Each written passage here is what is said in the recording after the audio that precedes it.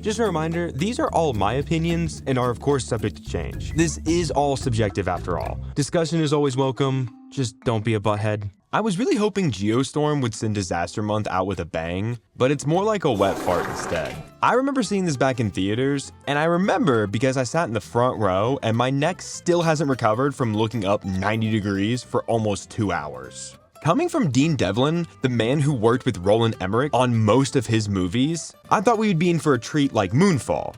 Nope. Geostorm has the most interesting premise out of all the movies we've covered this month, but for a movie that's supposed to be in the disaster category, it doesn't do a very good job.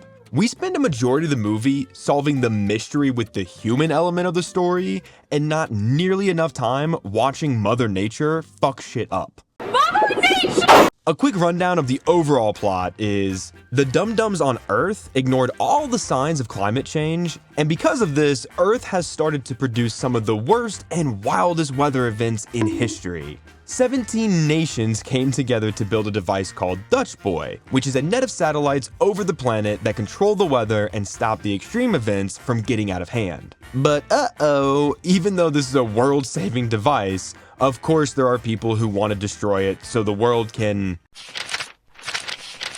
I guess, die? What if I want to have sex before I get married?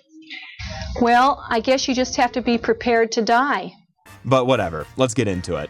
The movie opens with Gerard Butler as Jake Lawson, the mastermind and single man who's responsible for Dutch Boy's success and creation. Because politicians are the worst, he gets removed from his position and his younger brother Max takes over him and is also forced to fire him. Now, Max's love interest Sarah is a Secret Service agent, and her only role in this movie is to basically just follow Max around, and until her Secret Service part comes in handy for the plot, she doesn't do much. 3 years go by, and it turns out everything with Dutch Boy isn't going super well because it's starting to act up. And by act up, I mean it literally froze an entire village in Afghanistan. After this, we get to see what kind of special effects and green screen Geostorm is going to be offering us during our viewing experience. The answer? Bad.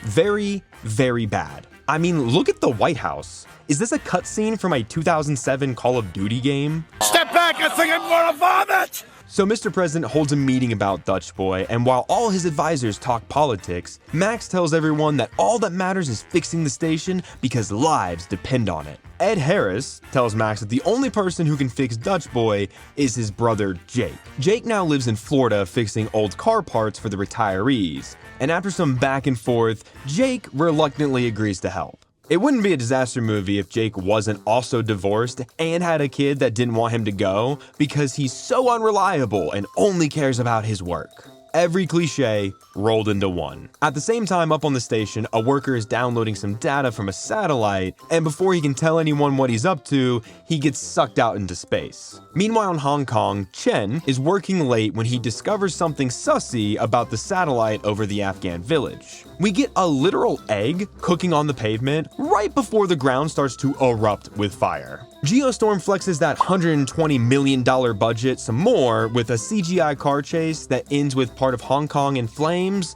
and Chen narrowly escaping. I find it funny that NASA now has shuttles that can go up to the space station no problem, and they look like they're meant to shuttle multiple people, and there are dozens on the launch pads. But Jake goes up by himself in one, which makes me think that maybe the climate change problem with this world is the fact that they keep sending rockets into the ozone layer with just one person on them. Jake arrives at the station and immediately starts to show us that not only is he super smart and knows Dutch Boy inside and out, but he's also a major asshole. Asshole, major asshole. On Dutch Boy, we meet our cast of forgettable background characters who will only show up in the plot if the writers need them to. Which is not at all, honestly. The two narratives we follow are Jake in space and Max down on Earth, and both are slow and boring. Jake does some more investigating up on Dutch Boy, while Max goes to see Zazie Beetz. She is playing the tech hacker and is also able to show Max that someone was deliberately keeping him out of the satellites that are supposedly malfunctioning. I think Deanie Boy took one too many inspirations from Star Wars, because beside the hangar feeling very Death Star, and the satellites looking a lot like the escape pods from Star Wars Episode 4 A New Hope, there is also a hollow video conference room. Jake and Max fight like little babies because Jake doesn't want to take orders from Max, and Max is literally just doing his job. So Jake and his team pull in the satellite that froze the Afghan village, and before they can pull the logs, the arm starts to act up and destroys the satellite. Now, this isn't too much of a setback, as one of them notices one of the panels that blew off at the start of the movie lodged in the space net. Now, at no point in this story were we told as the audience that Jake was anything more than the brains behind Dutch Boy. Yet, for some reason, he's the one that performs the spacewalk to go get the panel. I looked it up, and spacewalk training is 10 hours underwater for every 1 hour spent in space. Additionally, training to go to space takes 2 years. So my only question about this is, was no one more qualified aboard the space station to do this? Because I don't think Jake is qualified. You have been promoted. You are now one of my elite employees. Jake ends up freeing the panel, but his suit acts up, which sends him hurtling into the void of space. Jake ultimately survives, and even though he lost the panel, he was able to pull the data log from it. After looking through the log, Jake learns that everything that's happening is from sabotage. Max and Jake have another call in the hollow room, and through a code they created when they were kids, Jake tells Max what he's learned. Max takes this new info back to Zazie Beetz, and the two of them learn that they need the president's kill codes for Dutch Boy. Turns out that will be pretty tricky, because the kill codes are all 10 fingerprints and a retinal scan. I have several questions. Why is that the only way to shut down the giant weather-controlling space station that 17 nations built together? Why is America the only ones that have these kill codes? How is every other nation okay with this? Why does this movie exist? All valid questions. Up on Dutch Boy, Jake and another crew member review the security tapes of the man who was ejected from the space station and notice he took something from the satellite and hid it in his locker. Jake and Max have another holo call, so Max can confirm that it is 100% sabotage from a virus. Then finally, after waiting patiently for over an hour, the movie gives us our Geostorm. Oh wait, no. It says a geostorm is coming, but we at least get some cool disaster scenes. Well, no.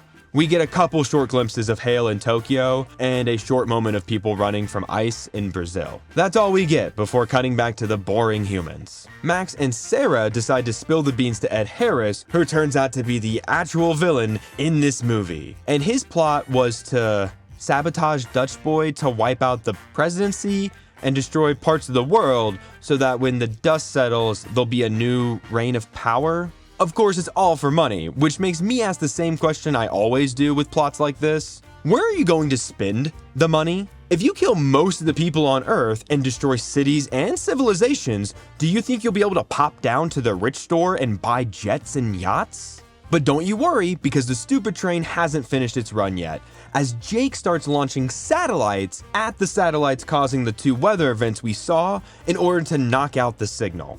But then it turns out Dutch Boy has a self-destruct function and there's no way to stop it. So Max and Sarah steal a self-driving taxi and kidnap the president, and we get another beautiful CGI car chase. But this time we get this lovely moment.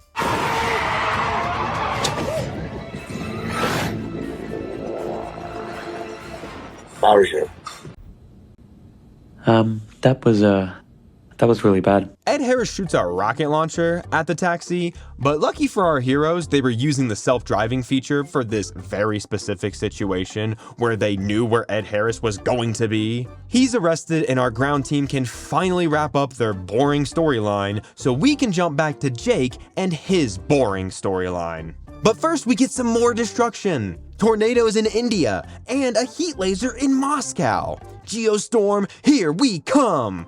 Oh no, we have to cut back to the space station, people. Okay, never mind. Turns out this guy, his name was Duncan, according to IMDb, and he has maybe 2 minutes of screen time, but it's revealed he's one of the bad guys and helped plant the virus. Duncan not only brought a gun to space, but he just had it under his desk. If we have strict TSA laws, I'm sure NASA would have some kind of prevention to stop people from bringing guns into space. He hesitates to use it and gets sucked out into space, so another plot line that never goes anywhere can be wrapped up. I think this movie would have been more interesting if the human element of the sabotage wasn't in it. Then back to destruction. Oh hell yeah, tidal wave hitting Dubai. And it's over. Okay, cool. The kill codes are transmitted to the station, and then Jake has to manually put them in order to stop the coming Geostorm. But I want to see the Geostorm, so don't stop the Geostorm until we get a little bit of Geostorm. Are you kidding me? Are you kidding me? Are you kidding me?